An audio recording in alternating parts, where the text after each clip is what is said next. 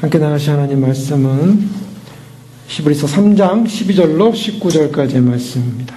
죄의 유혹으로 강팍해 됨을 면하라라는 제목으로 오늘 히브리서 14번째 말씀 함께 나누기를 원합니다. 오늘 계속적으로 히브리 말씀을 살펴보면서 저희는 이 유대 그리스도인들이 믿음을 잃고 유대교로 다시 돌아가는 그러한 영적 위기의 상황에서 히브리 기자는 바로 그 성도들에게, 크리스찬들에게 바로 믿음을 끝까지 지킬 것에 대한 이유에 대해 설명하고 있습니다. 그 이유는 뭐냐면 우리가 믿는 믿음의 대상이 누구냐는 것입니다. 그리스도라는 거죠. 예수 그리스도. 그 예수 그리스도가 어떤 분이셨냐? 그 부분을 계속 살펴봤습니다.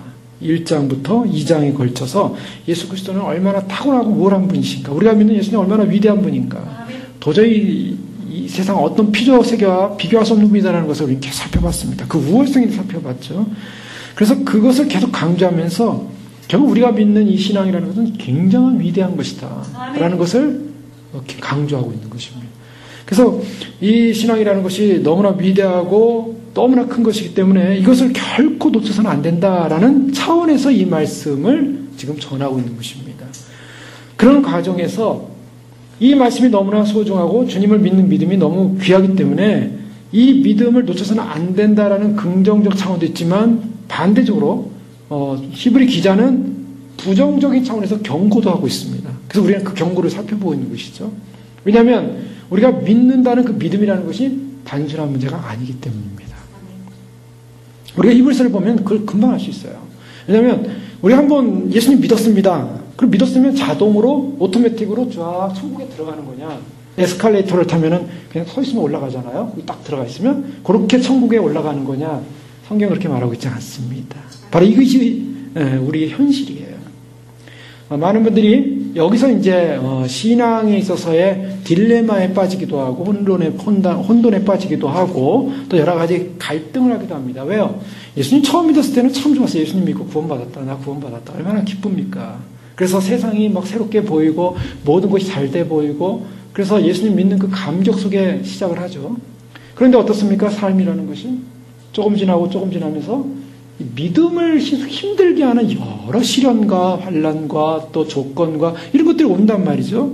근데 거기서 문제가 뭐냐면 내가 처음 가졌던 그 믿음이 그냥 편안하게 잘 가냐는 거예요. 그렇습니까? 이 믿음이 아주 요동을 칩니다. 거기서. 이제 그게 문제라는 거예요. 믿음이 요동을 쳐요. 믿기만 하면 다 자동으로 천국 가야 되는데, 자동으로 천국에 딱 가야 되는데, 이게 믿음이 요동을 치는 부분이 생겼어요. 왜 요동이 칩니까? 그것이 환경적, 조건적 요소들이 온다라는 거예요.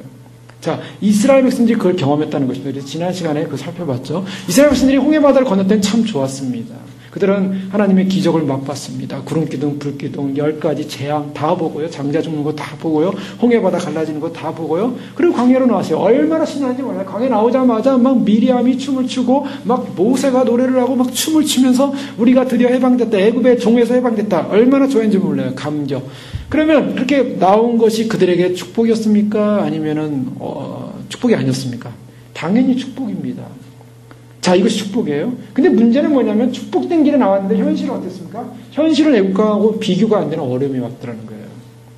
애굽에서는 부추도 먹고 고기도 먹고 애굽에서는 그래도 자신들이 좀 더 노예로 있었지만 그래도 먹을 것이 좀 풍성했는데 광야로 딱 나오니까 마실 물조차도 없어요. 마실 물조차. 애굽은 나일강에 흐르는 그 정말 풍요로운 물 가운데서 물도 많이 마음껏 마셨는데 여기는 물도 마음대로 못 마셔요. 물도 없어요. 먹을 것도 없어요. 그러니까 사람들이요. 이게 나온 게 축복이 아니라고 생각하기 시작한 거예요. 자, 여기서 우리가 지난 시간에 뭘 살펴봤을까? 위기죠. 자, 위기라는 것이 우리 인생 가운데 온다는 것입니다. 그런데 그 위기가 과연 위기인가 은혜인가를 우리는 생각해 봐야 한다 그랬습니다. 이스라엘 백성들이 출애굽한 것은 위기입니까? 은혜입니까? 은혜입니다. 우리가 이 땅을 믿음으로 살아가는 거 위기입니까? 은혜입니까? 은혜입니다. 그거를 잊지 마셔야 되는 거예요. 우리 신앙에서 가장 중요한 것은 우리가 지금 인생 살아가는 것이 우리가 믿음 생활하는 것이 위기입니까? 은혜입니까? 은혜입니다. 이것을 절대적으로 붙잡아야지 나는 은혜 가운데 승리하게 되는 것입니다. 이게 은혜가 아니고 이게 위기면 어떻습니까? 위기면은 왜 위기라는 생각을 할까요? 자, 이스라엘 백성들이 왜 위기라는 생각을 했고 그 위기 속에서 그들이 하는 반응은 뭡니까? 자, 지난 시간에 살펴봤죠. 인간은 약합니다. 인간이 그렇게 굉장한 존재가 아니에요. 그래서요, 굉장히 믿음이 좋은 사람도 위기 가운데는 약할 수밖에 없는 게 인간이에요. 그렇게 돼요. 인간이면 다 똑같아요. 누구나 다. 그런데 그것을 우리가 어떤 존재인가를 인간적으로는 약할 수밖에 없지만 어떤 존재인가를 인식할 때 그것을 극복할 수 있다는 것입니다. 그것이 바로 믿음의 싸움이라는 것입니다. 왜 믿음만 가지면 자동으로 구원받아야 될 아무 문제 없어야 될 인생이 왜 믿음을 싸워야 됩니까? 왜 싸움이라는 게 필요해요? 자, 이 믿음이라는 것이 위기라는 문제 앞에, 위기라고 생각되어지는 인생의 상황 앞에 흔들리기 때문입니다. 이스라엘 백성들은요, 그들이 가나안을 향하여 모세를 믿고 하나님이 세우신 모세를 믿고 나왔어요. 나왔는데 그 다음에 어떻게 됩니까? 인생의 위기가 왔어요. 왜 이게 왔냐면 그 위기라고 하는 것은 그들의 관점에서 애국과 비교했기 때문입니다. 기준이 어디였어요? 애국이었어요. 애국과 지금의 삶을 비교해 보니까 지금이 위기인 거예요. 그러나 내가 본질적인 영적인 상태, 죄악된 상태에서 영적으로 가나안에 들어가는 축복의 상태로 왔다라는 것은 은혜인데 육신적으로 보니까 물리적으로 보니까 환경적으로 보니까 애국과는 비교도 안 되는 위기가 왔다라는 거예요. 자, 여기서 문제가 있는 거죠. 자, 여기서 이 애국이 기준이 됐을 때 여러분 우리의 기준은 어디 있습니까? 우리의 기준은 예전에 세상 사람들이 좋아하는, 세상 사람들이 추구하는 물질의 번영, 건강의 번영, 또한 이 땅에서의 평안한 삶, 안정, 사람들이요 이 땅을 살면서 그것이 다 이곳에 하나님 나라가 임해야 된다라는 의식 속에 교회가 잘 되고 가정도 잘 되고 그래서 모든 것이 다 잘 돼야 됩니다. 오늘날 번영신앙이라는 게 뭐예요? 오늘날 번영신앙이라는 것이 다 잘 돼야 된다. 잘 되길 바란다. 그리고 교회에서도 잘 되길 원한다. 그래서 믿음으로 하면 다 잘 됩니다. 믿음으로 하면 다 됩니다. 믿음으로 하면 뭐가 잘 돼요? 어디서 잘 돼요? 여기서 잘 된다는 거예요. 다 여기서. 그래서 사람들이 뭡니까? 여기서 잘 된 게 다 자랑이 되기 시작했다 그랬죠? 다 믿음을 가지고 이렇게 잘 됐다. 이게 뭡니까? 이게 이제, 복음지, 온 세상을 덮고 있는 번영신학이라는 하나의 이 잘못된 신학이라는 거예요. 근데 여기서 말씀에서 말하는 것은 이 땅이 아니죠. 항상 말씀은 이 땅이 아닙니다. 그래서 우리가 요한계시록을 보면 항상 제가 지난 시간에 말씀드렸죠. 듀얼리즘이라고요. 이중성입니다. 뭐냐면 항상 사도 요한은 이 땅이 있었지만 어디를 보고 있었을까? 하늘을 보고 있었어요. 그래서 하늘이 본질이에요. 하늘이 본향이에요. 사도 바울도 그 얘기를 했죠. 너희가 하나님 앞에 새로운 사람이 되었으면 땅의 것을 생각지 말고 위의 것을 찾으라. 바로 이것이 듀얼리즘이에요. 우리 신앙인들은 여기가 아니에요. 그러니까 여기라는 생각을 아직까지도 하고 있고 우리가 계속하고 있는 사람이 혹시나 어떤 사람들인가 많은 사람들 가운데 있다면 우리가 주님의 나라를 기대한다는 것은 참 어려운 것입니다. 왜 많은 사람들이 예수님 다시 오신다는 것을 못 믿고 왜 예수님 오심에 대해서 기대를 못합니까? 왜요? 이 땅에 아직도 묶여있기 때문이에요. 관심이 여기 있어요. 관심이 여기 있고 그의 나라가 있지 않아요. 예수님이 산상순을 보세요. 산상순에 예수님께서 너희는 먼저 그의 나라와 그의 의를 구하라. 그 다음 그 앞에 나오는 말씀이 뭡니까? 염려하지 마라. 공중에 나는 새도 드레핀 백합화도. 왜 그러셨습니까? 이 땅에 묶이지 말라는 거예요. 이 땅에 묶여있으면 하늘나라가 안 보여요. 근데 이 땅에 묶여서 계속 이 땅만 바라보고 있으면은 그래서 그것이 위기가 될 수 있다는 겁니다. 자, 그 위기 속에 이스라엘 백성들은 성공했습니까? 그러면 실패했습니까? 실패했어요. 그것이 바로 3장에서 지난 시간에 봤던 거예요. 그들이 왜 실패했냐면 그들은 기준이 애굽이었어요. 그래서 애굽과 비교를 하니까 이게 실패가 되더라는 거예요. 이 땅과 비교하면 실패합니다. 여러분 신앙생활에도 그런 거 경험해보지 않았습니까?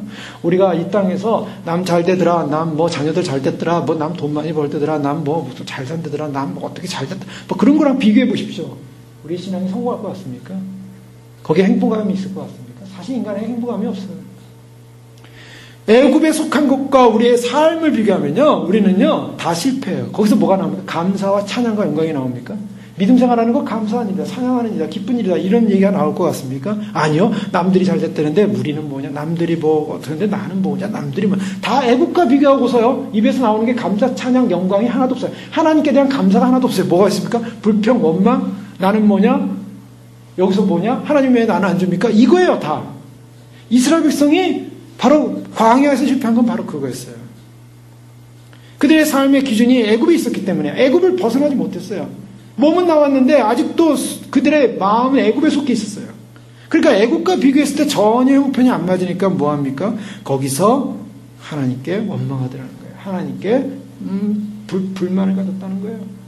자, 이것이 큰 문제였습니다.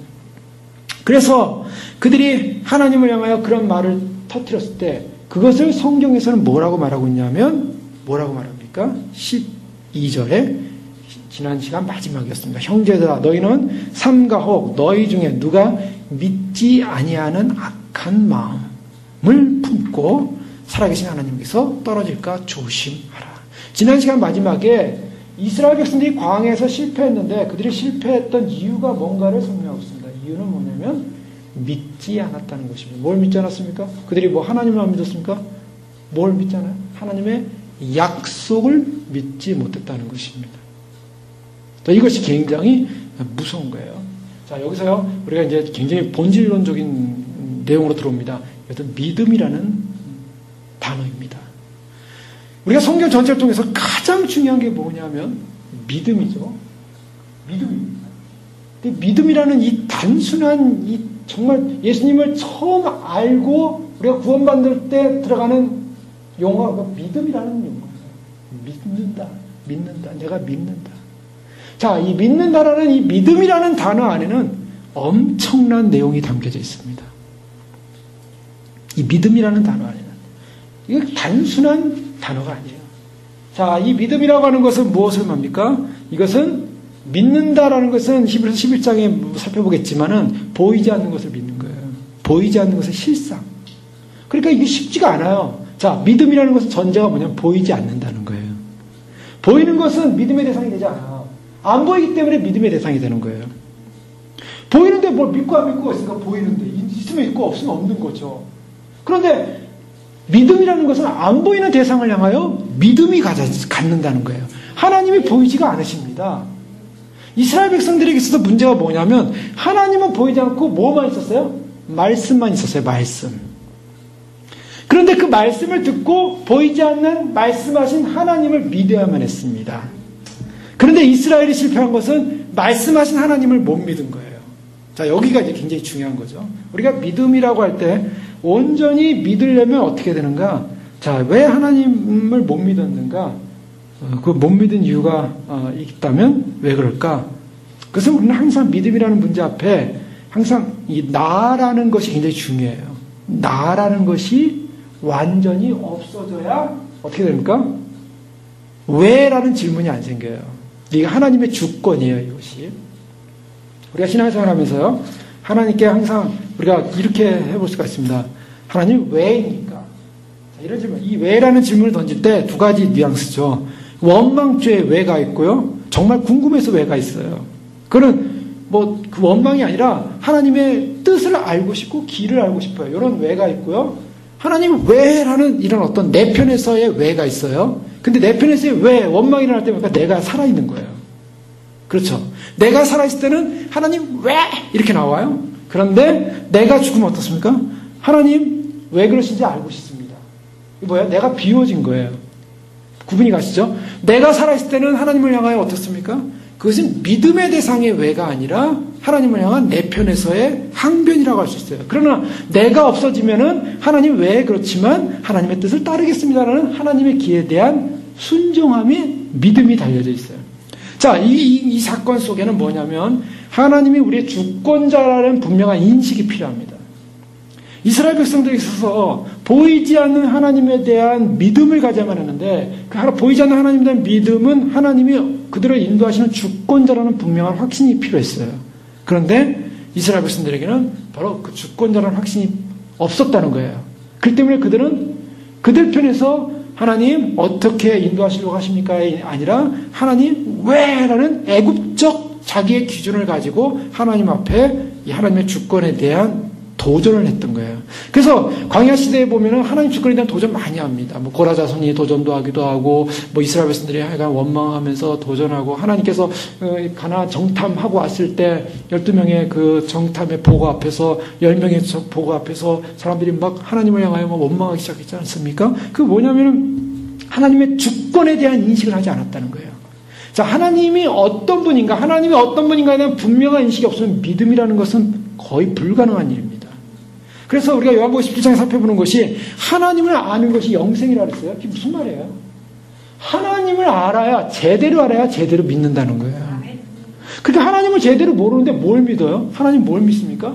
사람들이 믿는 하나님 어떤 하나님이에요? 자기가 만들어 놓은 하나님을 믿는 거예요. 사랑의 하나님, 용서의 하나님, 또 좋은 거 주시는 하나님, 번영의 하나님, 다 이게 뭐예요? 자기의 우상이에요. 자기가 마음속에 생각하고 원하는 하나님을 이렇게 우상이에요. 근데 그걸 어떻게 합니까? 성경에 보니까 그런 하나님이 있긴 있거든요. 그러니까 그것만 이렇게 만들어 놓은 거예요. 자기 우상으로. 그 외 하나님, 심판의 하나님, 그 다음에 죄를 용서하지 않는 하나님, 공의의 하나님, 진노의 하나님, 뭐 이런 하나님에 대해서는 별 관심 없어요. 그러니까 하나님을 밸런스 있게 모른다는 거죠. 왜요? 내 편에서 보니까. 자, 그래서 성경에 흐르는 큰 진리의 두 가지 밸런스는 뭐냐면 하나님의 주권을 인정하는 하나님의 주권의 문제고요. 또 하나는 사람이 책임 있는 피조물이라는 거예요. 자, 여기서 제가 아까 믿음이라는 부분을 전제했습니다. 자, 우리가 이스라엘 백성들이 실패한 건 믿음에 실패한 거예요. 굉장히 중요한 얘기죠. 믿지 아니했다. 왜 그들이 안 믿었습니까? 하나님 믿었죠.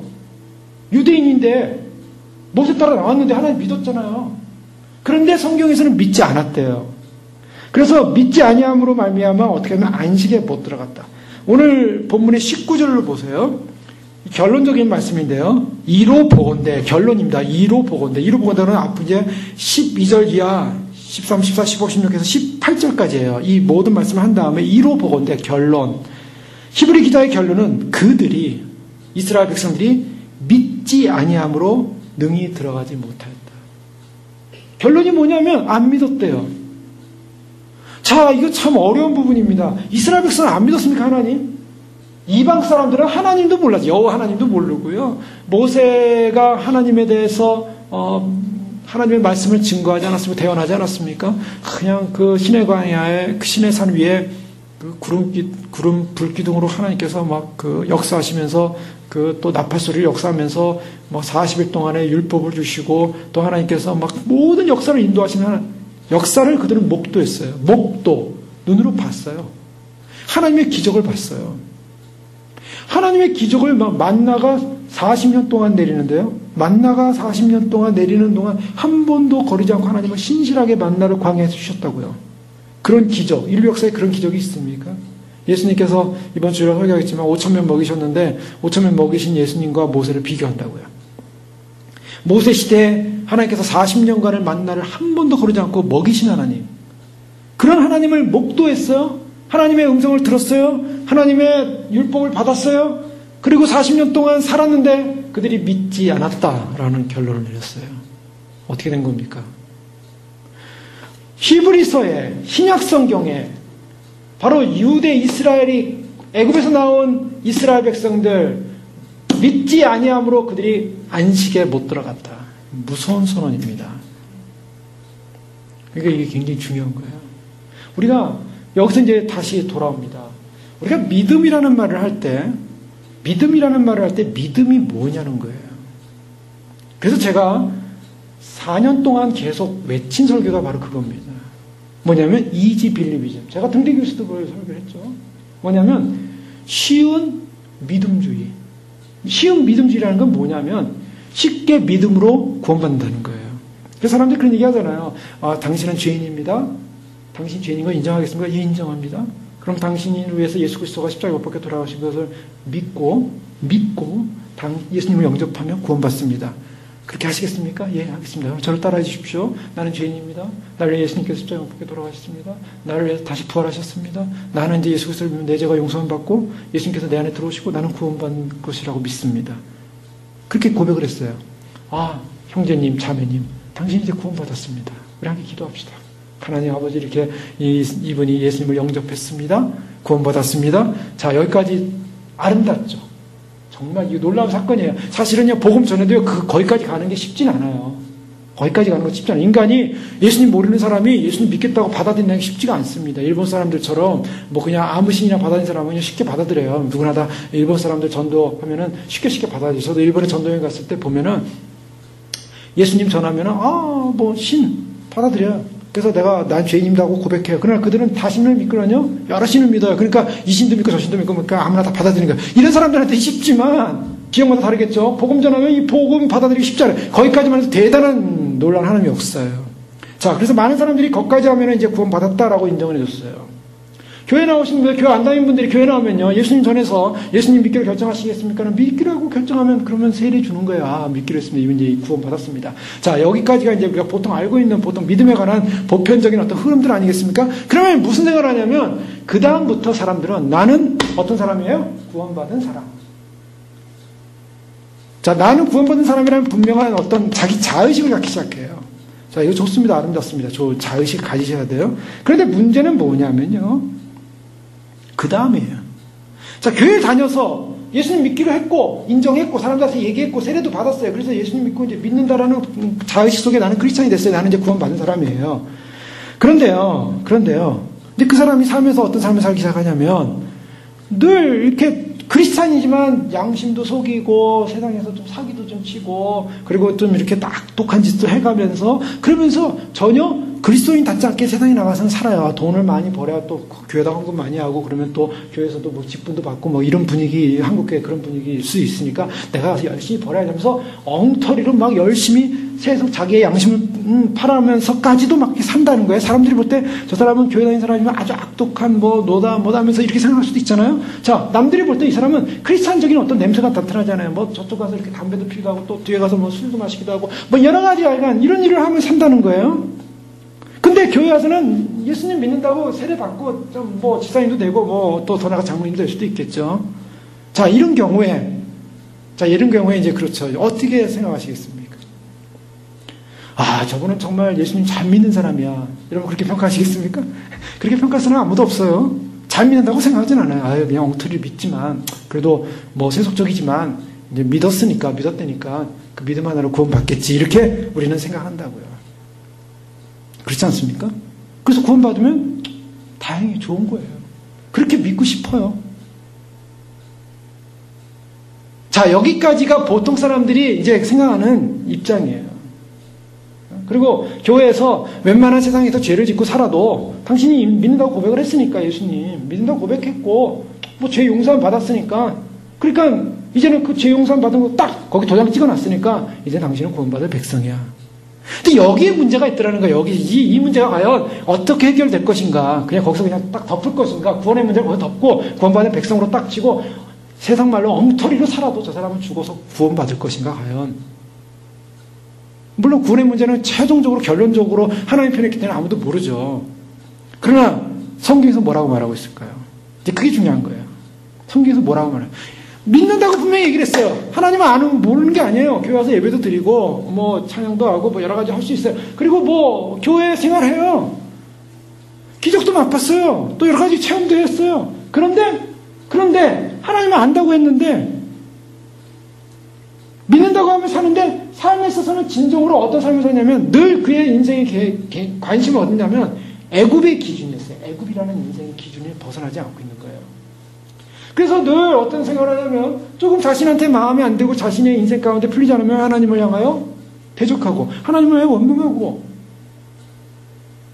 그리고 나한테 잘해주면 좋은 하나님 믿긴 믿어요. 자, 아더 핑크라는 사람은요 이런 얘기를 했습니다. 아더 핑크는 잘 아시죠? 아더 핑크의 뭐 여러 책들이 있는데, 그러니까 이 아더 핑크는 영적인 경건에서 미국에 많은 영향을 준 분입니다. 어떤 사람이 지금 스스로 참된 그리스도인이라고 하면서 장래에 그가 어떤 사람으로 살든지 그가 실족한 자리에서 얼마나 오래 있든지 그가 어떤 죄를 지을 수 있든지 간에 그는 하늘에 대해서 보장받은 사람이다 라고 말한 사람이 있었다는 것입니다. 그런데 아더 핑크는 그걸 지적하면서 그런 교훈이 얼마나 해를 끼쳤는지, 그래서 아더 핑크는 이렇게 결론을 해요. 우리의 정통성이 의심받는다 할지라도 우리를 그러한 가르침에 대하여 엄숙하고 격렬하게 반대하고 나선다. 자, 이것이 이제 아더 핑크의 결론이었어요. 아더 핑크는요, 사람이 내가 그리스도인이라는 어떤 믿음으로 구원받는다라는 믿음의 고백을 하고 나서 그 다음에 장래에 어떤 삶을 사든지 어떤 사람을 사든지 뭐 죄를 짓든지 죄를 안 짓든지 죄를 또 많이 짓든지 아니면 실족한 자리로 넘어가든지 아니면 죄를 지어서 어떤 상황에 가든지 그 사람은 하늘에 구원받을 사람으로 보장됐다라는 견인주의를 말하는 거예요. 근데 그 사람의 삶이 세속적 가치관의 삶을 살고 있다는 거예요. 철저하게 세상적이면서 무엇을 확신하고 있냐면 자신은 하늘나라 갈 수 있다는 걸 확신하고 있다는 거예요. 그래서 그 사람에게 묻는 거예요. 당신은 어떻게 그렇게 세속적인 삶에서 교회 다니면서 그렇게 이렇게 제대로 믿음 생활 안 하는 것 같은데, 믿는다는 그 믿음은 이제 중심은 있어요. 근데 믿음 생활 제대로 안 하는 것 같은데 어떻게 그렇게 세속적인 삶을 살면서 천국에 정말 갈 수 있다고 확신하십니까? 라고 그 사람한테 묻는 거예요. 그랬더니 여러 해 전에 그리스도를 구주로 알았고 내가 그래서 받아들였고 나는 그때 구원받았으니까 나는 구원받은 상태이기 때문에 나는 구원받을 거야 라고 고백을 한다는 거예요. 그런데 이 아더 핑크는 뭐라고 했냐면 오늘날 그러한 유의 사람들이 너무나 많다. 이게 언제 쓰냐면요, 거의 100년 전이에요. 거의 100년 전. 아더 핑크가 미국. 그럼에도 멸망으로 인도하는 넓은 길로 가면서 마음속에 어떤 평안을 가냐면 자기들은 구원받았다는 거짓 평안을 갖고 있다는 거예요. 그래서 입술로는 신앙 고백을 하는데 그 입술로 하는 신앙 고백을 뭐라고 표현하냐면 허망한 신앙 고백을 하고 있으면서 구원의 안전성, 구원이 나한테는 안전하다 라는 그런 안전성에 근거한 거짓된 근거 위에서 많은 사람들이 자기가 구원을 받고 있다고 생각하는 교회 내에 많은 사람들이 있음을 바라볼 때 전혀 거듭나지도 않았으면서 그리스도를 믿는다는 믿음의 고백 하나로만 나는 구원을 받을 수 있다는 구원의 안전 보증을 찾는 사람들, 그 사람들의 핵심은 뭐가 들어가 있냐면 자기가 살아있어서 하나님의 목소리에 귀를 기울이지 않고 세상의 목소리에 귀를 기울이면서 자기의 뜻이 아닌 하나님의 뜻이 아닌 자기의 뜻에게 관심을 기울이고 자기의 생각에 집중하고 자기를 위로하고 자기를 만족시켜주고 그래서 주님을 따르기 위한 희생과 섬김과 헌신과 자기 비움이 아니라 자기 고집대로 살고 말씀대로 안 살고 자기 편한 대로 살고 자기 편한 대로 믿고 싶고 위로받고 싶고 주님의 뜻에는 상관이 없고 하나님 나라에는 관심이 없고 오직 자신의 고집과 자신의 뜻대로만 사는 그런 인생을 삶에도 불구하고 자신은 예수님을 믿기 때문에 구원을 받을 수 있다라고 믿는다라는 것입니다. 무슨 말씀인지 아시겠습니까? 우리가 볼 때 철저하게 자기 중심에 살아있는 사람이에요. 교회에 나와서 예수님 믿었다고 처음에 어느 순간에 교회 나올 때 그렇게 고백하고 세례 받았지만 사실은 인생 전체가 자기를 위해 사는 거예요. 전혀 그리스도 앞에 들어가 있는 인생의 모습이 없고, 예를 들면 그런 사람이 계속 세속적이었기 때문에 죄를 짓는다 이거예요. 죄를 계속 짓는 거예요. 그러면서 양심이 느껴요. 그래서 하나님 앞에 죄를 때마다 하나님 내가 죄를 졌습니다. 뭐 이 정도만 가지면 되는데 그 정도가 아니라 아예 뭐 인간은 약한 거니까 그렇게 사는 거야. 다 죄를 짓고 사는 거야. 그래 다 너만 교회 다니냐? 너도 교회 다 이렇게 교회 다니는 사람 다 술 먹고 담배 피우고 이렇게 다 죄 짓고 사는 거야. 거짓말도 하고 뭐 이렇게 하고 이게 다 사는 게 인생이야. 이게 다 크리스찬들 아니야. 이게 이렇게 산다고 생각해 보세요.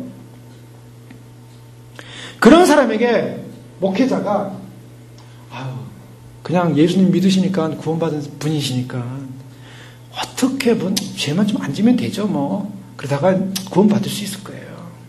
이미 예수님 믿었으니까. 믿잖아요.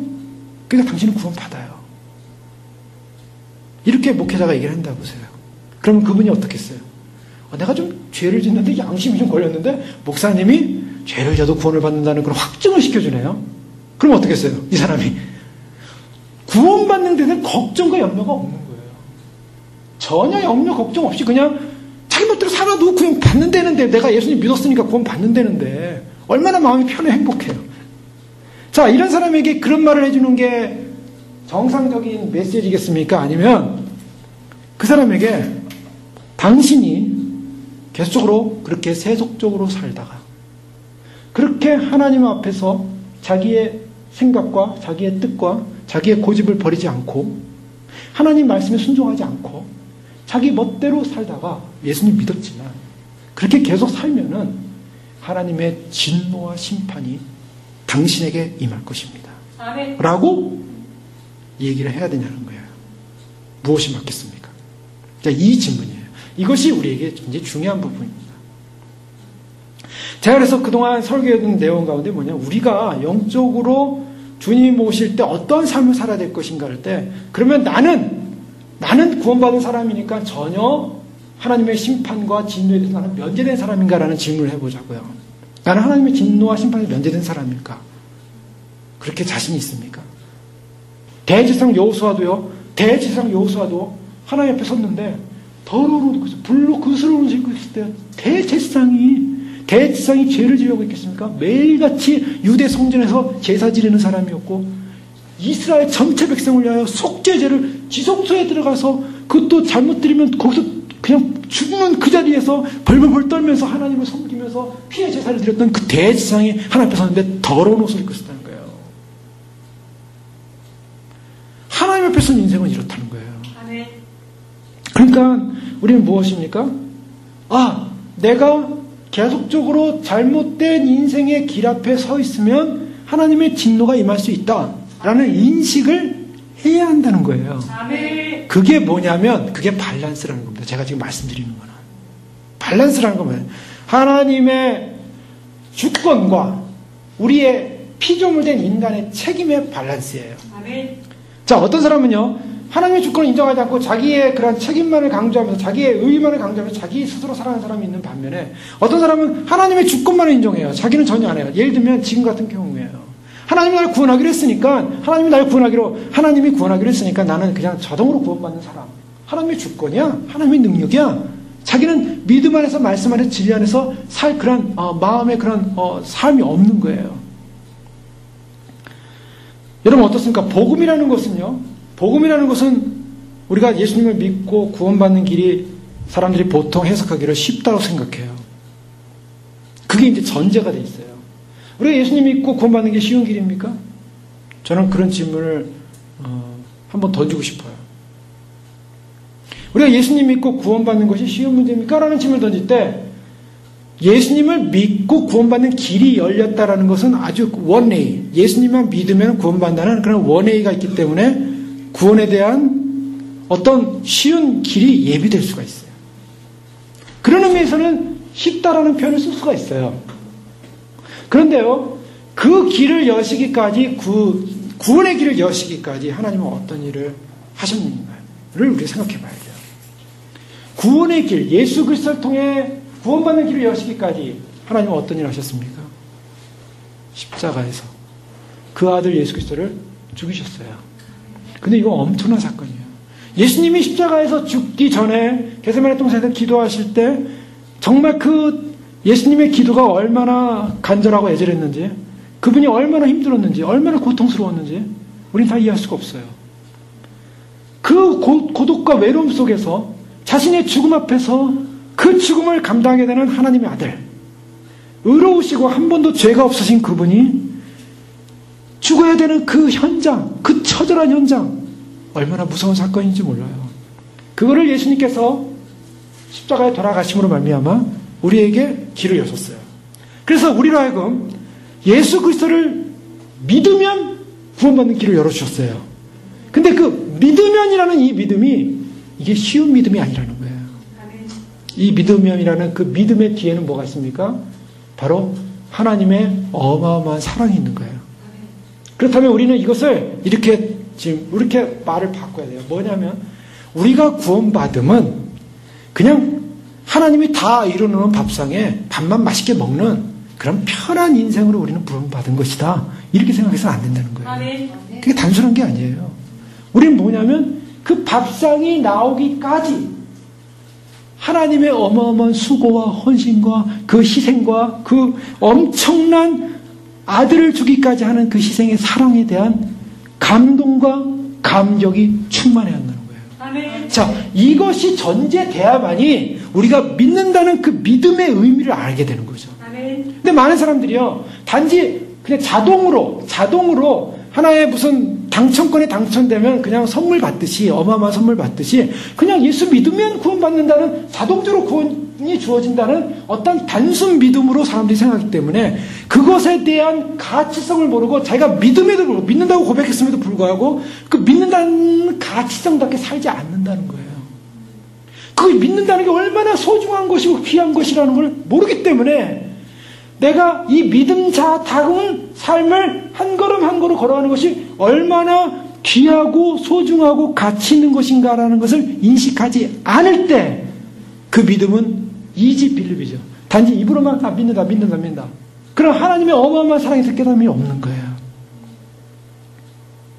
저는 이 말씀을 왜 드리냐면 우리가 믿는다는 믿음의 정의라는 것이 굉장히 깊은 의미라는 걸 다시 한번 우리가 생각을 함으로 말미암아 우리가 그 믿음이 주는 결과가 뭔가. 그러면 이렇게 우리가 성경에서 말하는 부분을 볼 수가 있어요.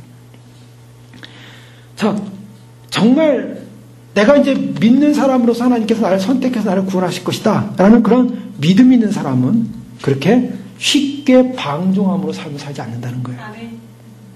진실로 어떻게 살아야 되냐고요? 믿음으로 겸손하게 주님께서 주시는 은혜를 망가뜨리지 않기 위해서 최선을 다해서 두렵고 떨림으로 우리가 구원을 드러내는 믿음의 삶을 살기 시작한다는 거예요. 아멘. 자, 이것이 밸런스입니다. 아멘. 자, 믿음이 확실하게 우리에게 들어왔다면 우리 그다음부터 어떻게 삶을 살아야 돼요? 정말 두렵고 떨림에 이 믿음을 완성해가는, 믿음을 이루었어요. 믿음으로 구원받는다는 분명한 인식이 있어요. 그러나 그 구원받은 자다운 믿음의 삶을 살아야 돼요. 자, 이것을 예수님께서 뭐라고 말씀하시냐면 끝까지 견디는 자는 구원을 얻으리라 이랬어요. 자, 구원이라는 것이 내가 단지 믿음으로 자동스럽게 되는 구원이라면 주님께서 성경에 예수님이 제자들에게 끝까지 견디는 자는 구원을 얻는다는 말을 할 필요가 없어요. 믿었느냐? 구원, 자동. 어떤 짓을 하고 어떤 죄를 져도 어떤 삶을 살아도 너는 구원받을 백성이야. 내가 너를 선택했어. 그걸로 끝이라면 끝까지 견디라는 말을 하지 않는다는 거예요. 자, 이것이 바로 성경에서 말하는 내용이라는 거예요. 성경에서 말하는 내용이라는 것은 우리가 단순하게 우리가 믿음을 가졌기 때문에 구원의 성취로 인해서 만족해야 되는 그런 안심을 하기에는 아직은 이르다는 거예요.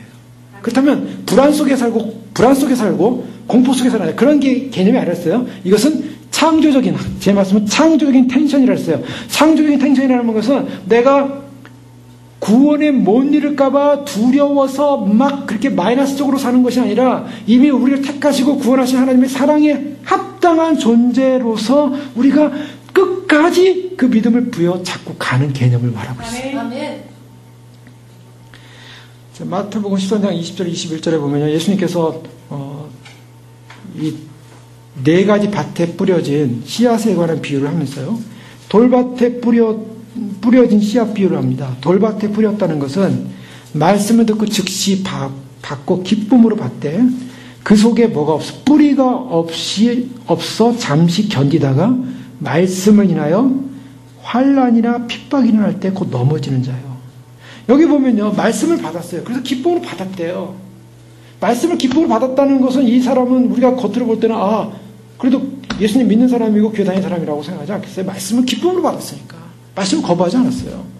그런데 문제는 잠시 견디다가 말씀을 인하여 환난이나 핍박이 날 때 어떻게 했다고요? 넘어지는 자예요. 예를 들면요. 마지막 복음 우리가 지금 예수님 오도심을 믿는 그 복음하고도 연관이 있어요. 우리가 예수님 오도심을 믿었어요. 어떤 분이 믿었다고 생각해요. 그런데 너무 기뻤어요. 주님 오신다니까. 그리고 이 시대가 주님 오시면 기쁘다. 그런데 이 말씀을 해서 환난이나 핍박이 일어나는 거예요. 예를 들면 사람들이 야 그거 잘못된 거야. 괜히 시험 정말로 내 빠지지 마라. 이러면서 막 이렇게 막 핍박을 줬다고 생각해 보세요. 그런데 뿌리가 깊지 못한 사람은 어때 돼요? 잠시 견디다가 어떻게 한다고요? 넘어진다라고 얘기하고 있어요. 그러니까 뭐라고 말하고 있어요? 믿음이라는 것은, 복음이라는 것은 받았으면 어떻게 한다고요? 끝까지 그것을 붙잡는 게 믿음이라는 거죠. 아멘. 믿음이 정말 있다면 끝까지 붙잡아야 한다는 거예요. 아멘. 바로 그것이 바로 히브리 기자가 지금 말씀하고 싶은 거예요. 왜 이스라엘 백성들은 왜 가나안에 못 들어갔을까? 그들은 하나님을 보고 하나님을 경험했어요. 그런데 그들의 삶에서 나오는 언어는, 그들의 삶에서 나오는 행동들은 불신이었어요. 하나님을 믿는 게 아니었어요. 눈으로는 하나님을 보고 있었어요. 하나님의 역사를 보고 있었어요. 만나도 경험하고 있었어요. 그리고 하나님의 율법도 받았어요. 그리고 제사도 날마다 드리고 있었어요. 그래서 하나님의 사람으로 살았어요.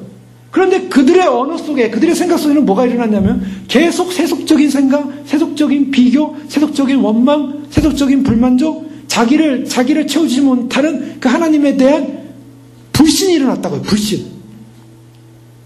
여러분, 우리가 사람들이 믿는다고 할 때 그 믿음이라는 건 뭐냐? 그것은 내가 정말 믿는 자다운 믿음으로 살아가는 것, 그것이 진짜 믿음의 증거인 것입니다. 그 믿음의 증거를 우리가 나타내기 위해서 사는 거예요. 그러기 위해서 사도 바울은요, 사도들은 어떤 얘기를 했냐면 사도행전 11장 22절에 보면 예루살렘 교회가 이 사람들의 소문을 듣고 바나바를 안디옥까지 보내니 저가 이르러 하나님의 은혜를 보고 기뻐하여 모든 사람에게 굳은 마음으로 주께 붙어 있으라 권했다라고 말하고 있어요. 굳은 마음으로 주께 붙어 있으라. 왜 주께 붙어 있으라고 말했을까요? 주께 떨어질 수 있기 때문이에요. 아멘. 많은 사람들이 예수님을 믿는다고 했지만 어려움을 오고 핍박을 때 주님으로 떨어졌어요. 유대인들 가운데 많은 사람들이 유대 그리스도인한테 떨어졌어요. 그러니까 굳은 마음으로, 이게 약한 마음이 돼서는 안 돼요. 강한 마음으로 예요. 우리가 믿었지만 우리의 믿음이 약해질 수 있기 때문에, 떨어질 수 있기 때문에 굳은 마음으로 주께 붙어 있으라고 권고한 거죠. 항상 은혜 가운데 있으라. 사도행전 14장 21절 22절에 보면 제자들의 마음을 굳게 하여 이 믿음에 거하라라고 말하고 있어요. 바로 이것이, 이 부분에 있어서 우리가 분명히 우리의 믿음이라는 것은 그렇게 쉬운 구원의 믿음이 아니라는 거예요. 우리가 믿는다라는 이 믿음은요, 굉장한 무게를 갖고 있는 것입니다. 굉장한 무게를 갖고 있어요. 그래서 베드로전서 1장 5절에 보면 너희가 말세에 나타내기로 예비하신 구원을 얻기 위하여, 자, 여기서 구원을 얻기 위하여라고 했어요. 누구에게요? 이미 예수 믿는 사람들이에요. 베드로 서술을 쓰면서 이미 예수 믿는 사람들에게, 이미 제자들에게, 성도들에게, 교회 성도들에게 이 편지를 쓰면서 마지막 때 나타내기로 예비하신 구원이 예비되어 있대요. 그것을 얻기 위하여, 얻었습니까? 구원을 얻기 위하여요. 이 미래적 사건이에요. 물론 우리가 예수 믿으면 구원받고 구원을 받는다라고 생각하고 있어요. 그러나 이 구원을 얻게 하여 뭐라고요? 믿음으로 말미암아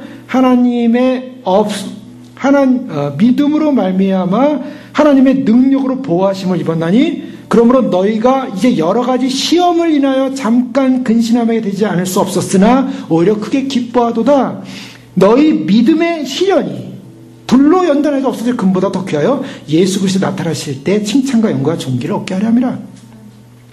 예수를 너희가 보지 못하였으나 사랑하는도다. 이제도 보지 못하나 믿고 말할 수 없는 영광스러운 즐거움으로 기뻐하니 믿음의 결국 곧 영혼의 구원을 받음이라. 믿음의 결국, 이 믿음이 어떻습니까? 믿음의 시련을 통해서 이 믿음을 끝까지 지킨 믿음을 말해요. 믿음에겐 시련이 옵니다. 그래서 이스라엘 백성들은요, 그 믿음의 시련을 극복하지 못했어요. 하나님을 정말 신뢰할 수 있느냐라는 시험을 극복하지 못했어요. 근데 이 히브리 기자는요, 믿음의 시련이 올 때, 어려움이 올 때, 고난이 올 때, 그 믿는다는 그 믿음이라는 게 뭐냐, 그건 끝까지 붙잡아야 될 내용이다라는 걸 강조하고 있어요. 그래서 13절 말씀에 보면요, 오직 오늘이라 일컫는 동안에 매일 피차 권면하여 너희 중에 누구든지 죄의 유혹으로부터 완고하게 되지 않도록 하라. 자, 이 무슨 말씀입니까? 지금 앞에 믿지 아니했기 때문에 떨어졌다고 그랬어요. 이스라엘 백성은요. 그러니까 그 믿지 아니하고 떨어지지 않는 걸 방지하는 방법을 알려주는 거예요. 방법. 믿음이라는 게 한번 믿으면 다 구원받아야지. 왜 무슨 그 믿음에서 떨어지지 말라라는 방법을 가르쳐 주겠어요. 이게 보통 문제가 아니거든요. 믿음은 우리가 싸워서 결국 끝까지 붙잡아야 될 문제라는 거예요. 오직 오늘이라 일컫는 동안에 매일 피차 권면하여, 여기 인간의 연약성을 말하고 있습니다. 우리가 이 오늘이라 일컫는 이 말에서 이거 중요한 것은 뭐냐면 우리의 신앙이라는 것이 항상 오늘이어야 한다는 거예요. 과거에 과거에 믿음 좋았던 과거에 어떤 존재였던 이 과거가 중요한 게 아니에요. 이제 우리에게 중요한 건 오늘이 중요합니다. 오늘이 중요해요. 그 오늘이라는 바로 이 시점이 내가 어떤 존재인가, 오늘이라 일컫는 동안에 매일 피차 권면하라. 이게 무슨 말이에요? 왜 매일 피차 권면하라고 합니까? 사람은 연약하기 때문이에요. 예? 우리가 매일 피차 권면할 이유가 있다면 인간은 미련하고 둔하다는 거예요. 예수님의 제자들이, 예수님 제자 3명이 변화산당에 올라갔지 않습니까? 예수님께서 엘리야와 모세를 만나는 과정에 변형됐잖아요. 빛 가운데 변형됐는데, 그때 베드로, 요한, 야고보가 거기서 뭐하고 있었냐면 얼마나 졸렸는지요. 거기서 그냥 잠이 들어버렸어요. 깊이 졸았어요. 지금 예수님께서는 지금 별세에 관한 얘기를 하고 있었거든요. 거기 누가복음 9장에 보면 별세에 관한, 예수님 죽음에 관한 얘기를 하고 있어요. 예수님 죽음에 관한 얘기를 하는데 제자들은 뭐하고 있냐면 졸고 있어요. 예수님께서 기도하신 겟세마네 동산에서 예수님께서 땀방울이 핏방울이 들어 기도하는데 예수님께서 와서 보니까, 제자들을 보니까 예수님이 제자들이 뭐하고 있으면 자고 있었어요. 근데요, 이거는 특별한 표현이에요. 왜 제자들이 자고 있었는가? 결정적인 순간에 예수님께서 결정적인 시간이 다가오고 있거든요. 근데 결정적인 순간에 제자들은 자더라는 거예요. 자, 이게 인간이에요. 인간이 둔한 거예요. 그렇게 영적으로 스피리추얼 아주 우리가 예민하지가 못해요. 그래서 우리는요, 진짜 중요한 예민한 시간에 잠을 자는 존재예요. 여기에 우리 연약성을 인정해야 돼요. 예를 들면 마태복음 25장에 보면 25장 5절에 보면은 열처녀가 신랑을 기다리다가 뭐라고 하냐면, 신랑 기다리다가 신랑이 더디 오매 다 어떤데 다 졸며 잘세, 다 자는 현상이 벌어지고 있어요. 이게 마지막 때 가장 중요한 예수님이 오시는 시점이에요. 신랑이 오는 건 예수님이 오시는 시점인데, 예수님이 오실 때 어떤 현상이 보면 인간들이 다 자고 있더라는 거예요. 제자들이.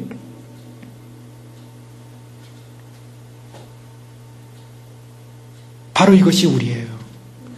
예수님의 그 수제자들 베드로, 야고보, 요한이 예수님을 쫓아다니면서 많은 기적과 예수님의 역사, 그 다음에 하나님 나라 비밀을 알았지만 결정적인 순간에 이렇게 졸더라는 거예요. 그래서 예수님께서 슬픔을 잠든 것을 보시고 자지 말고 깨어 기도하라. 그리고 예수님 오실 때 깨어있는 종들을 보면 기뻐할 것이다. 깨어있으라는 말씀하잖아요. 깨어있으라.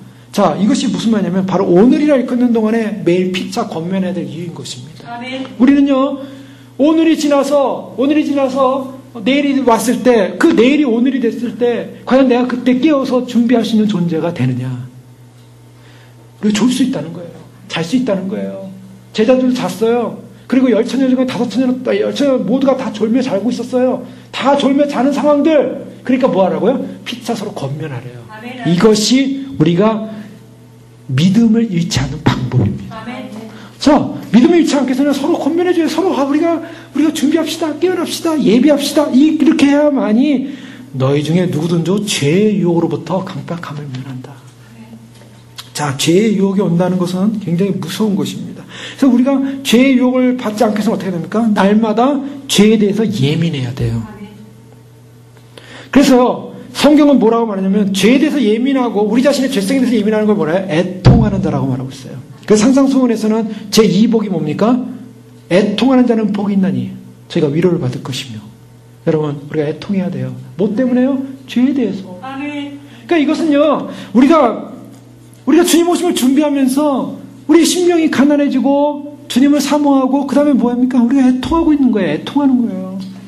애통하는 것이 어떤 면에서 이것은 무엇을 말하냐면 우리가 깨어있는 모습입니다.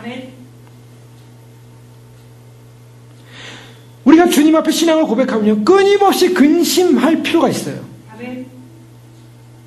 물론 그리스도 안에서 우리는 자유합니다. 저는요, 그리스도 안에서 자유예요. 누가 뭐래도요, 예를 들면 사탄이 와봐요. 예수를 명하는 사탄아 떠나가라. 이런 담대함이 있어요. 왜요? 그리스도 안에서 승리자이기 때문에, 자유자이기 때문에. 그러나 내 죄 안에서, 나의 죄의 문제 앞에서 나는 애통하고 근심하고 있어요.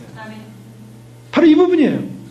우리가 믿기 때문에 믿음으로 말하여 구원받는다는 이 사실의 기쁨과 자유함이 있지만, 그러나 그 믿음을 지키기 위해서, 믿음에 손상을 주지 않기 위해서, 믿음이 없어지지 않기 위해서 죄의 강팍함을 면하기 위해서 애통한다는 거예요. 여러분, 내가 애통하지 않으면요, 금방 우리는 강팍해져요.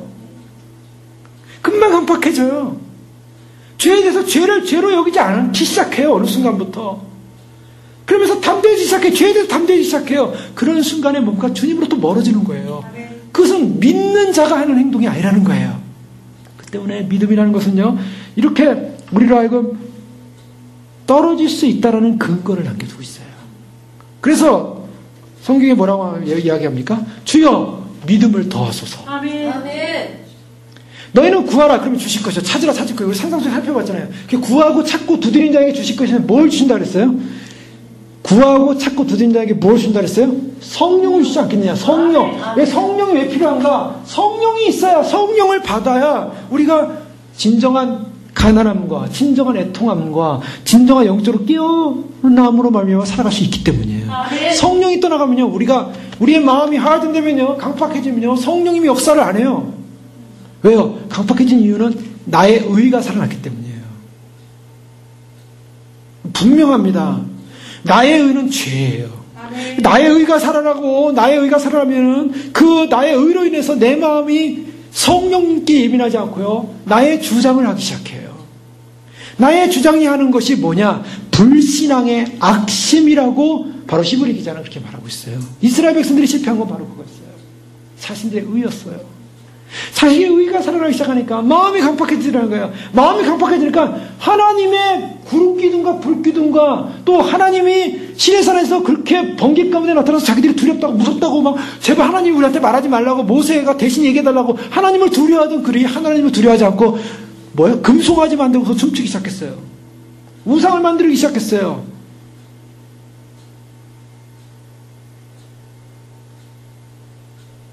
그래서 우리의 마음이 둔하기 때문에, 미련하기 때문에, 우리는 좋을 수 있기 때문에 항상 매일같이 서로 오늘이라 일컨 동안에 매일 피차 권면하여 누구든지 죄의 이유로부터 완고하게 되지 않도록 하라. 이것이 바로 1차적으로요. 그래서 공동체가 중요한 거예요. 아멘. 공동체 안에서 우리가 서로 말씀을 듣고요, 그 말씀으로 서로 권면을 받고요, 그 말씀을 통해서 우리가 그래, 이것은 이 문제가 있는 거야. 여러분, 말씀은 뭘 드러내냐면 우리 안에 있는 죄를 드러냅니다. 아멘. 말씀을 보면 죄가 드러나게 돼 있어요. 이 말씀을 통해서 나의 죄가 무엇인가를 내가 깨닫기 시작하는 거예요. 근데 그것이 나쁜 게 아니에요. 좋은 거예요. 아멘. 여러분, 말씀을 통해서 내 죄가 깨닫는 것은 그만큼 내가 죄에 대해서 예민한 것이고 그만큼 내가 정결해지는 것입니다. 아멘. 사람들이 왜 죽냐면 죄가 죄인지 모르기 때문에 죽어가는 거예요. 사람들이 왜 이렇게 세상 사람들이 지금 주님 오심을 알지도 못하고 저렇게 살아가요? 자기들이 지금 어떤 죄 가운데 있는지 모르는 거예요. 많은 교회 성도님들이 주님 오심을 알지 못하고 있습니다. 그것도 관심 갖지 않고 있어요. 그거를 주님께서 뭐라고 보시겠습니까? 주님 보실 때 참 아름답다, 귀하다, 아유 이쁘다. 너는 내가 안 되는데도 참 안 믿는구나.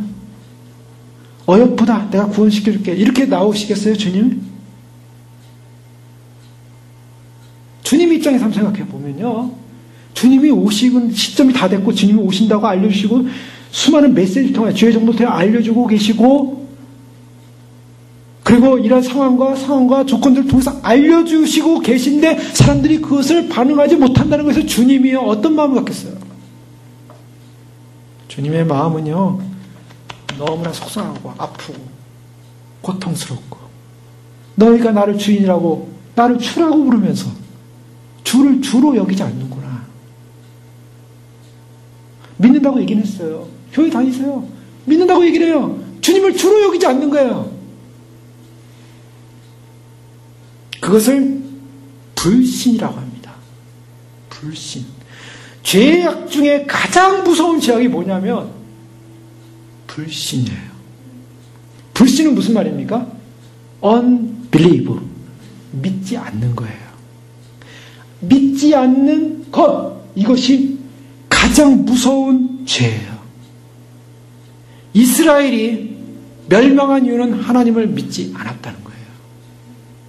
오늘날 교회들이, 오늘날 교회 성도님들이 오늘날 주의 오심을 믿지 않는 죄가 작겠습니까? 어마어마하게 크겠습니까? 여러분 생각해 보세요. 어마어마한 죄입니다. 아멘. 예수 그리스도에 대한 모독이에요. 여러분, 예수님은 어떤 분이셨어요? 그래서 14절에 보면요, 우리가 시작할 때 확신한 것을 끝까지 경고하자면, 시작할 때가 뭡니까? 시작할 때. 그 시작할 때는 이 히브리서 시작을 두고 일단 문맥적으로 들어갈 수 있어요. 히브리서 시작은요, 예수님의 탁월성이에요. 예수님은 창조주예요. 예수님은 구원자세요. 하나님의 만유의 상속자세요. 세계를 지으셨어요. 하나님의 영광에 광치셨어요. 하나님의 본체였어요. 능력의 말씀으로 만물을 붙들고 계세요. 죄를 정결케 하고 하는 일을 하세요. 예수님 그분은요, 창조주 하나님에게다가 예수님 그분은 우리를 구원하실 뿐만 아니라 우리의 죄를 용서하실 뿐만 아니라 예수님 그분은 이 모든 만물의 상속자이시고 예수님 그분은 최고의 탁월자시고 최고의 신이시고 최고의 한 분이신 우리의 구원자세요. 아멘. 바로 그 분에 대한 믿음, 그 분에 대한 확신을 가진 그 처음 시작할 때 그 확신을 끝까지 견고히 잡으면 그리스도와 함께 참여한다. 아멘. 믿음이라는 것은요, 그래서 끝까지 가야 한다는 거예요. 아멘. 자, 그래서 처음부터 얘기하기에 끝까지 가야 되는 거예요. 많은 사람들이 그 믿음을 가졌다고 하더라도 그 믿음을 가지고 그 믿음대로 살지 못하고 그 믿음대로 행하지 못하고 그 믿음대로 믿음 가짐을 증거하지 못하고 그 믿음대로 믿음 가짐을 드러내지 못한다면 그 사람의 믿음은 잘못된 거라는 거예요. 거짓이라는 거예요. 쉽게 얘기해서. 그래서 예수님은 열매로 알리라 그랬잖아요. 그 열매를 알리라는 것은 믿음대로 정말 그리스도를 정말 믿고 가느냐.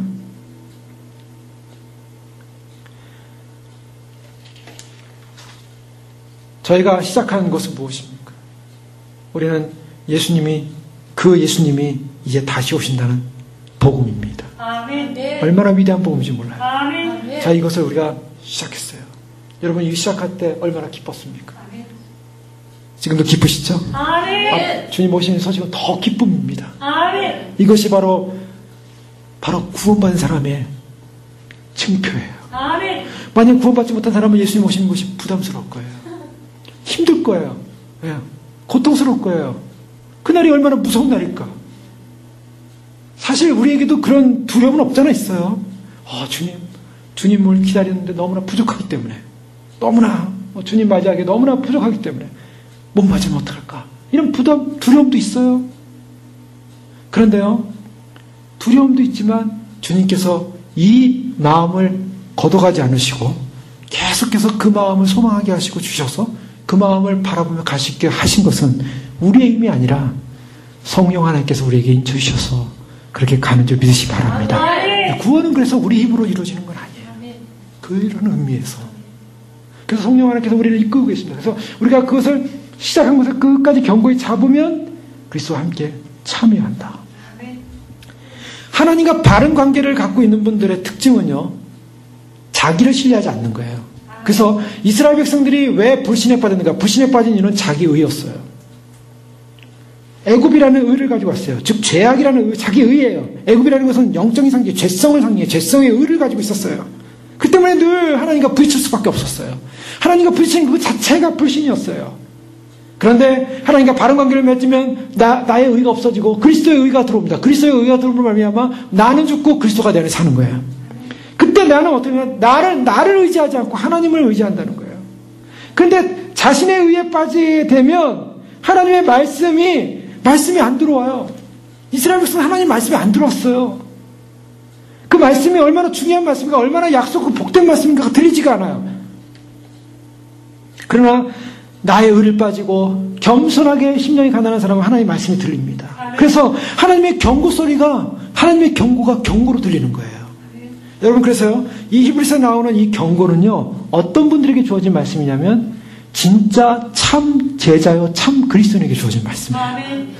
우리가 이게 참 제자로서 이 말씀을 보면요, 이 말씀이 어떻게 들립니까? 우리에게 힘이 되고 용기가 되고, 그래, 내가 끝까지 이 믿음 지켜서 주님 맞이해야지, 이런 기쁨과 소망이 생깁니다. 그러나 참 제자가 아닌 사람들은 이 말씀은요, 넘어지는 거치는 돌이 돼요. 너무 힘든 말씀이에요. 너무 힘든 말씀이에요. 왜요? 주님께서 이런 말씀을 왜 하셨을까? 나를 겁주려고 하는 건가? 이렇게 생각할 수가 있어요? 아니에요. 우리를 겁주려고 하시는 말씀이 아니라 이걸 통해서 끝까지 붙잡아서 그 구원에 참여하라는 거예요. 아멘. 바로 그것이 주님께서 우리에게 주시는 약속이에요. 그러기 위해서 우리는 어떻게 해야 됩니까? 열심으로 부지런히 주님을 의지하고 주님을 찾아야만 합니다. 주님께 붙어 있어야만 합니다.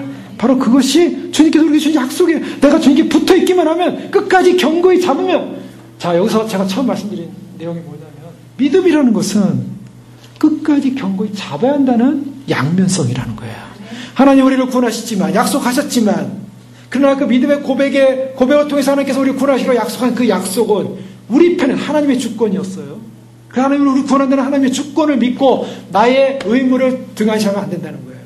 하나님의 우리를 구원하신다는 약속의 주권이 있다면 그럼 나는 어떻게 됩니까? 끝까지 믿음에서 떨어지지 않게 해요. 죄의 유혹에 우리가 넘어지지 않게 해요. 끝까지 처음 잡았던 그 확신을 끝까지 붙잡아야 한다는 것입니다. 아멘. 이것이 우리에게 기쁨이 될 줄로 믿습니다. 아멘. 그래서 요한계시록에는 이기는 그에게는 내가 내 보좌에 함께 하여 주기를, 내가 이기고 아버지 보좌에 함께 앉은 것 같이 하리라. 이기는 그에게 이겨야 됩니다. 확실히 끝까지 잡아야 된다. 그런데요, 여기서 처음 시작한 것을 끝까지 잡으라는 이 말씀 속에는 어떤 내용이 담겨져 있냐면요, 소위 말해서 일관성이에요. 일관성 있게 가야 한다는 거예요. 아멘. 처음 내가 가졌던 믿음 변질하지 않고 일관성 있게 쫙 가야 한다는 것입니다. 아멘. 여러분, 그것이 굉장히 중요해요. 왜 그러냐? 그것이 순전이라는 말을 통해요. 퓨리티, 순결함. 이 순결함이 뭐냐? 순결함이라는 것은 내가 믿는 믿음에 대한 일관성이에요. 그 일관성이 뭐냐? 처음 믿은 확신한 그 확신을 끝까지 가야 되는 거예요. 끝까지. 아멘. 주님 오신다는 약속의 말씀을 믿고 주님 오시는 날 영광스러운 휴거가 일어날 것입니다. 그 휴거의 소망을 하면서 가는 우리의 믿음은 끝까지 그 소망을 향하여 갈 때 그것이 주님 보실 때 너는 참 순결한 믿음을 가진 사람이구나 라고 인정하시는 겁니다. 무엇이 순결입니까? 믿음의 일관성이에요. 아멘. 그거를 우리가 예수님 믿는 것도요, 평생 예수님 믿는 거잖아요. 주님 앞에 갈 때까지 믿는, 그게 순결이에요. 예수님 믿다가 저 부처 믿다가 다시 예수님 믿다가 뭐 세상 믿다가 이렇게 왔다 갔다 하는 거는 우리가 순결하다 않다 그러죠. 호세아서를 보면 하나님을 믿는 이스라엘 백성들이 하나님을 섬기지 않고 뭐예요? 세상으로 나가잖아요. 그것을 뭐래요? 음행한다 그러잖아요. 순결이라는 건 뭐예요? 순결이라는 것은요, 더럽히지 않는 거예요. 뭘 더럽히는? 우리의 믿음을 더럽히지 않는 거예요. 여러 사람들을 만납니다. 여러 시련도 있습니다. 여러 사건도 있습니다. 그러나 여러 시련과 사건 속에 순전한 우리의 믿음을 증명해 보여야 되는 것입니다. 아멘. 자, 이것이 바로 예수님 오실 때 신부들이 보여야 될 내용이에요. 아멘. 예수님 오실 때, 우리를 신부로 부르실 때, 신부들이 주님 앞에 갈 때, 주님 앞에 보여야 될 게 뭐가 있을까요? 주님은 우리가 결혼 반지를 예비하는데, 우리는 뭘 준비할까요? 순결입니다. 아멘. 나의 믿음에 그 변함없는 주님을 사랑한, 주님을 기다린, 주님을 향한 그 믿음, 그 순결한 마음을 가지고 끝까지 지키는 거예요. 골로새서 1장 23절에 만일 너희가 믿음에 거하고 터 위에 굳게 서서 너희 들은 바 복음의 소망에서 흔들리지 아니하면, 아멘. 여러분, 우리의 복음의 소망을 흔들리지 마시기 바랍니다. 아멘. 예수님 오시는 소망 흔들리지 마시기 바랍니다. 그것이 우리에게 얼마나 흔들리지 않으려면요, 믿음에 거하고 터 위에 굳게 서야 돼요. 믿음에 거야만이 흔들리지 않는 믿음으로 갑니다. 그래서 그것은요, 골로새 1장 22절에 너희를 거룩하고 흠없고 책망할 것이 없는 자로 그 앞에 세우고자 하셨으니, 하나님 앞에 거룩하고 흠없고 책망할 것이 없는 자로 서기 위해서는요, 우리가 믿음에 거하고 믿음으로 견고하게 흔들리지 않고요, 터 위에 굳게 서서 복음의 소망에서 흔들리지 말아야 한다는 거예요. 즉 신부들은요, 골로새 1장 22절 23절은 신부의 내용이에요. 신부들은 소망에서 흔들리지 않시 순결한 마음을 그대로 가지고 가야 됩니다. 지금까지 우리는 그렇게 그 믿음을 지켜왔습니다. 끝까지 지킬 줄 믿습니다. 끝까지 지키는 사람이 주님을 만나는 거예요. 만나는 거예요. 그것이 얼마나 소중한 겁니까? 그러면서 15절 말씀에 오늘 너희가 그의 음성을 듣거든 격노하게 하시던 것 같이 너희 마음을 완고하게 하지 말라. 여기서 이제 시편 95편의 말씀을 인용하고 있습니다. 그의 음성을 듣거든 하고 격노하게 하시던 것 같이 너희 마음을 완고하지 말라. 이게 무슨 말입니까? 말씀을 들으면 어쩌면 우리의 마음밭이 부드러워지고 마음밭이 열리고 말씀을 인해서 주께 반응하는 마음이 된다는 거예요. 자, 주님 오실 때 가장 신부로서 구원받는 사람의 마음은 어떤 마음이었냐면 마음이 할드되어 있는, 그러니까 강팍하다 그러죠? 딱딱하다 그러죠? 이 마음이 절대로 있어서는 안 됩니다. 농부가 밭에 일할 사람들을 이제 부르는 과정에서 처음 일을 시작할 때 새벽에 부른 사람, 그 다음에 점심에 부른 사람, 맨 마지막에 이제 1시간 남겨놓고 부른 사람 얘기를 하지 않았습니까? 그 비유를. 근데 그 마지막 부른 사람들도 1시간 일했는데 동일한 삭을 줬어요. 그러니까 처음 부름받은 사람이 그것에 불만을 가졌어요. 왜 우리는 하루 종일 때 앞에서 일을 했는데 그 사람에게 동일한 페이를 주냐. 불공평하다. 이제 이런 사건이지 않습니까? 그때 중요한 건 뭐냐면 내 마음이 하나님에 대한 은혜를 잃어버리면 안 된다는 거였어요. 바로 그 비유의 핵심은. 그래서 그는 주는 자가 동일한 구원의 은혜를 주는 건데 끝까지 결국 내가 은혜를 간직하고 있어야 돼요. 이걸 빼앗겨서는 안 돼요. 여러분 내가 은혜를 빼앗기면 누구 손해입니까? 내 손해밖에 없어요. 그러니까 내가 주님 앞에 내 은혜, 내 마음의 심령의 은혜를 빼앗기면 안 돼요. 하나님 내 마음을 인도해 주십시오. 내 마음을 지켜주십시오. 근데 그 내 마음의 은혜를 빼앗기지 않는 방법이 뭔가? 하나님의 말씀이에요. 하나님의 말씀 외에는요, 내 마음의 은혜를 유지할 방법이 없습니다. 그게 성경이에요. 그러니까 너희가 그의 음성을 듣거든, 주님의 말씀을 듣거든, 마음을 완고하게 하지 말라라는 것은 뭐냐면 주님의 음성만이 우리의 마음을 부드럽게 녹일 수 있기 때문이에요. 그래서 근데요, 마음을 완고하게 한 사람들 어떠냐? 주님의 음성을 듣고서 말씀을 경멸했어요. 말씀을 경멸하는 순간 마음은 완고해져요. 이것이 성경의 법칙이에요. 그러니까 내가 말씀 어떻게든지요, 말씀을 내가 듣고 내가 말씀을 수납하고 내가 말씀을 받아들이고 그리고 내가 지금 그 말씀대로 살겠습니다라고 하면요, 그 말씀이 내 안에서 나를 변화시키고 나를 이끌고 나에게 성령의 역사가 일어나고 그래서 내가 은혜 가운데로 들어가야 될 줄 믿습니다. 그래서 오늘 성경에 이르기를 너희가 그의 음성을 듣거든. 듣고 경록하던 자가 누구냐? 16절에 모세를 따라 애굽에서 나온 사람이 아니냐? 또 하나님이 40년 동안 누구에게 노하셨느냐? 그들의 시체가 광야에 엎드려 번제한 자들에게 아니냐? 네. 그러면서 하나님이 누구에게 맹세하사 그의 안식에 들어오지 못하려 하셨느냐? 그 순종하지 않았던 자에게 아니냐? 네. 여기서요, 그러면서 결론을 19절에 이뤄보건대 그들이 믿지 아니함으로 능히 들어가지 못한 것이라. 결국 죄 목록 가운데 가장 무서운 죄가 아까 말씀드린 것처럼 불신앙이었어요. 자, 그러면 결론적으로 보면요, 믿음이라는 것이 바로 가장 중요한 부분인데 이스라엘 백성이 믿지 못함으로 못 들어갔대요. 그러면 반대로요, 믿음은 뭡니까? 믿으면 구원을 받는 것입니다. 이게 사실 정확한 믿음으로 구원을 받는 거예요. 그러면 불신앙, 믿지 아니함으로 못 들어갔느니라. 믿음으로 뭐요? 마음이 깨끗함을 받아요. 내가 믿음으로 마음이 부드러워지고 믿음으로 마음 받아들이고 불신으로 믿지 아니함으로 뭐요? 마음이 굳어지는 거예요. 내 마음이 굳어지고 있다는 것은 주님의 말씀에 대한 불신을 하기 시작했다는 거예요. 그러나 내가 그것을 믿는다면 내 마음은 깨끗해지고 정결해지기 시작해. 말씀을 해서.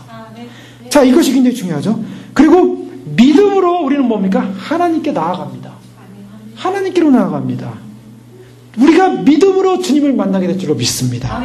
그런데요, 불신, 믿음을 떠나면 하나님으로부터 떨어집니다.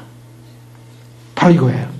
믿음은 이런 의미에서 절대적이지만 이 믿음은 단순한 믿음이 아니라는 거예요.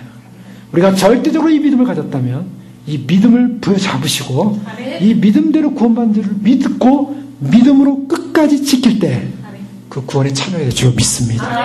그리고 우리가 그 믿음으로 깨끗함을 받고요, 우리의 죄가 씻어지고 이스라엘 백성이 보면 40년 동안 노하셨어요, 하나님이. 근데 9절에도 40년을 말씀하고 있어요. 두 번이나 반복해서 40년. 40이라는 수는요, 예수님께서 광야에서 시험받은 날이 며칠입니까? 40일이었어요. 40은요, 테스트 기간이에요. 40이라는 수는. 그래서 그 테스트 기간에 과연 통과할 것이냐, 못 통과할 것이냐. 이스라엘 백성들 통과하지 못했어요. 그래서 예수님 이후로, 예수님께서 부활하신 이후로 며칠 동안 있었습니까? 40일 동안 계셨어요. 그러면서 하나님 나라를 증거하셨어요. 그리고 제자들에서 말씀이 전거됐지만 결국 예수님을 믿지 못한 이스라엘, 예루살렘은 AD 70년에 무너지고 망하게 됐어요.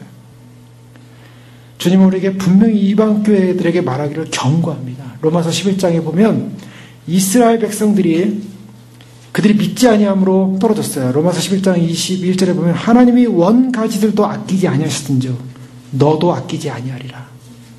무서운 말씀이에요. 로마서 11장 22절에 계속적으로 그러므로 하나님의 인자하심과 준원하심을 보라. 넘어지는 자들에게는 준원하심이 있으니 너희가 만일 하나님의 인자하심에 머물러 있으면 그 인자가 너에게 있으리라. 그렇지 아니면 너도 찍히는 바 되리라. 이방교회를 향하여 사도 바울이 무슨 얘기를 하고 있냐면 교회를 향하여 말씀하기를 하나님이 불신한 저 원가지들도 유대인들도 아끼지 않으셨대요. 그런데요 너도 아끼지 아니하리라. 소위 말해서 접붙임 받은 우리는 아무것도 아니라는 거예요. 그 때문에 하나님의 인자하심 앞에 머물러 있으라는 거예요. 그런데 놀라운 것은요 유대인들이 그들이 실수함으로 뭐가 됐어요? 실패함으로 이방인에게 복이 넘어왔어요. 근데요 이방인의 충만한 수가 차면 다시 유대인이 회복이 됩니다. 이것이 바로 서로 상호 역학관계를 갖고 있는 거예요. 그래서 구원은 그렇게 해서 완성이 돼요. 주님은 이제 이방인의 시대에 모든 수가 차면 여태까지 구원받을 모든 수가 차면 휴거가 일어날 것입니다. 그때 주님은 마지막을 기다리고 있는 거예요. 마지막 와야 될 사람들.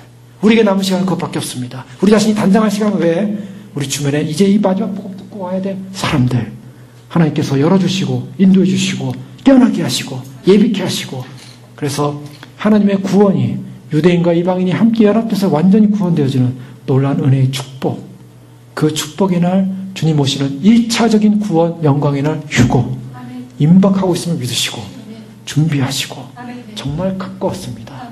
그래서 지금 준비하는 분들은 다 주님 오심의 소식을 알고 예배하고 준비하고 우리도 그렇게 와야겠지 않았습니까? 주님께서 이제 우리의 믿음을 다 달아보시고 우리가 단장이 끝났다고 생각하시면 오실 것입니다. 그 소망이 우리에게 있습니다. 복음의 소망 끝까지 붙여주시고 그날의 믿음으로 들림받는 저 여러분 되실 주 여러분을 축원합니다. 기도하겠습니다. 이 시간 기도할 때 그렇습니다. 주님 우리에게 믿음을 더해 주시고 끝까지 믿고 승리하여 주님을 맞이할 수 있도록 축복하여 주시옵소서. 주여 기도하겠습니다. 주여 주여 주여 아버지 하나님 감사합니다. 저희가 믿음으로 주님의 오심을 나를 예비케 하여 주시옵소서. 아버지 하나님 믿음으로 주님의 나를 예비하며 준비하며 아버지 하나님 다시 오실 영광의 주님을 소망하며 달려갈 수 있도록 축복하여 주시옵소서. 아버지 하나님 참으로 주님 주의 나라 임박하고 있습니다. 아버지 하나님 주의 나라는 참으로 우리 가운데 오고 있음을 알고 있습니다. 아버지 하나님 결코 빼앗기지 않게 하시고 놓치지 않게 하여 주옵소서. 아버지 하나님 참으로 우리의 구원은 아버지 하나님 분명한 것입니다. 아버지 하나님 참으로 주님께서 아버지 하나님 우리를 구원하시는 약속의 그 약속을 우리에게 주셨사오니 빼앗기지 않고 놓치지 않게 하여 주시고 아버지 하나님 생명의 주님 구원의 주님 아버지 하나님 다시 그날에 아버지 하나님 주님을 맞이하게 하여 아버지 하나님 우리가 승리할 수 있는 귀한 믿음의 승리가 될 수 있도록 축복하여 주시옵소서. 아버지 하나님 참으로 단순한 믿음으로 우리가 아버지 하나님 참으로 주님 쉽게 구원받을 수 있다고 생각하는 아버지 하나님 그런 이지빌리즘이 아니라 아버지 하나님 참으로 주님의 영광을 향하여 주의 나라를 향하여 끝까지 믿음으로 주님 바라보며 달려갈 수 있도록 도와주시옵소서. 아버지 하나님 참으로 휴거는 절대적인 것입니다. 구원은 절대적인 것입니다. 주님 아버지 하나님 그 구원의 역사가 우리 가운데 임할 것이고 구원의 역사가 우리 가운데 임재할 것입니다. 오 주님 도와주시옵소서. 오 주님 역사하여 주시옵소서. 우리를 이끌어 주시옵소서. 인도하여 주시옵소서. 생명의 역사를 이루어 주셨어. 구원의 역사를 이루어 주시옵소서. 아버지 하나님 주님께서 구원하신 그 구원의 역사를 놓치지 않게 하시고 빼앗기지 않게 하시고 주님 오신 영광의 날 주님을 맞이할 수 있도록 하나님 저희를 이끌어 주시옵소서. 하나님 저에게 역사하여 주시옵소서. 생명의 주님 그날을 소망합니다. 그날을 갈망합니다. 아버지 믿음으로 주님을 바라보면서 아버지 하나님 참으로 주님 앞에서 말씀과 진리로 아버지 하나님 주 앞에 놀라운 소망으로 주님을 바라볼 수 있게 하시니 감사합니다. 생명의 주님 주님께서 아버지 하나님 주님의 말씀과 진리로 주님을 의지하며 주님을 바라보는 믿음 가운데 서게 하시니 감사합니다. 생명의 주님을 바라보면서 믿음으로 아버지 그날을 소망하게 하시고 그날을 바라보게 하시고 그날을 의지하게 하시고 예수님 다시 오시는 영광의 날 주님 맞이하게 부정함이 없도록 하나님 축복하여 주시옵소서. 주님 다시 오시는 영광의 날 주님 맞이하게 도와주시옵소서. 주님 다시 오시는 그날의 날 주님 맞이하게 도와주시옵소서. 아버지 하나님 참으로 주님을 향하여 갈망하며 주님을 향하여 소망을 가지며 주님을 향하여 주를 바라보며 주님을 향하여 믿음으로 살며 주님을 향하여 탄원합니다. 아버지 하나님 우리가 말씀을 받아들입니다. 아버지 하나님 주님 오실 때 우리의 마음이 심령이 영혼이 아버지 하나님 참으로 강팍하지 않게 해주시고 주님 오시면 영광의 날 주님을 맞이할 수 있도록 축복하여 주옵소서. 주님 오시는 믿음의 날 주님을 맞이할 수 있도록 도와주시옵소서. 주님 오시는 구원의 날 주님을 맞이할 수 있도록 도와주시옵소서. 아버지 하나님 주님 오시는 영광의 날 주님을 맞이할 수 있도록 도와주셨소. 주님 오시는 소망의 날 주님을 맞이할 수 있도록 축복하여 주시옵소서. 아버지 하나님, 그날 주님을 사모하는 믿음으로 주님을 맞이하게 될 것입니다. 주님, 그날 주님을 사모하는 믿음으로 주님을 의지하게 될 것입니다. 그날 주님을 맞이하게 될 줄로 믿습니다. 아버지 하나님, 우리에게 주신 그 믿음의 약속 빼앗기지 않게 하소서. 아버지 하나님, 우리에게 주신 구원의 약속 빼앗기지 않게 하소서. 아버지 하나님, 그 믿음의 소망을 끝까지 부여잡고 아버지 하나님, 우리가 마지막까지 승리하게 축복하여 주옵소서. 소돔과 고모라 심하게 아버지 하나님, 같이 살았던 우리도 넘어뜨릴 수 없습니다. 아버지 하나님, 참으로 주님, 우리를 아버지 하나님, 참으로 주님께서 우리를 아버지 하나님, 거기서 모든 어둠의 세력은 예수 이름으로 다 물러나며 아버지 하나님, 참으로 주님, 교회 가운데 함께 하셨던 주님, 아버지 이제 아버지 하나님만 4년이 돼가는 이때 아버지 하나님, 참으로 주님께서 훈련하고 연단시키던 그 시간들, 아버지 하나님, 참으로 우리에게 주었던 그 축복의 시간들, 아버지 하나님, 주님이 주신 그 시간의 시간들, 아버지 하나님, 그것을 통하여 우리가 믿음을 놓지 않고 빼앗기지 않으며 주님을 향하여 달려가게 될 줄로 믿습니다. 주여, 주여, 우리를 이끌어 주시옵소서. 주여, 저희를 인도하여 주시옵소서. 끝까지